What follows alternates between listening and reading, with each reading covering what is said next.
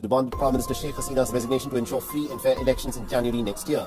The protest spearheaded by the Bangladesh Nationalist Party saw the largest turnouts in recent times, with thousands of supporters hitting the streets. What do you think it is? What do you think the reason for it is?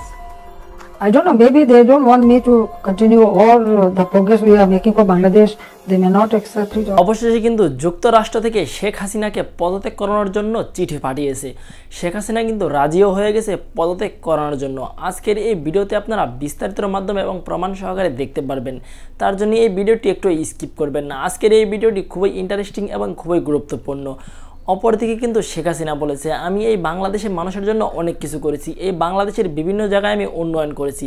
কিন্তু গণমাধ্যম কি বলছে? গণমাধ্যম কিন্তু বলছে গরিব দুঃখী মানুষের কিন্তু কষ্ট লাঘব হয়নি, কষ্ট কিন্তু আরও বেড়েই চলেছে, এমনটা কিন্তু বলেছে গণমাধ্যম। অপরদিকে কিন্তু শেখ হাসিনা বলেছে, বিএনপি যদি বেশি লাফালাফি করে জামাত শিবিরদেরকে যেভাবে এই বাংলাদেশকে রাতারাতিভাবে গায়েব করে দিয়েছি, ঠিক একইভাবে বিএনপিদেরকেও গায়েব করে দিব।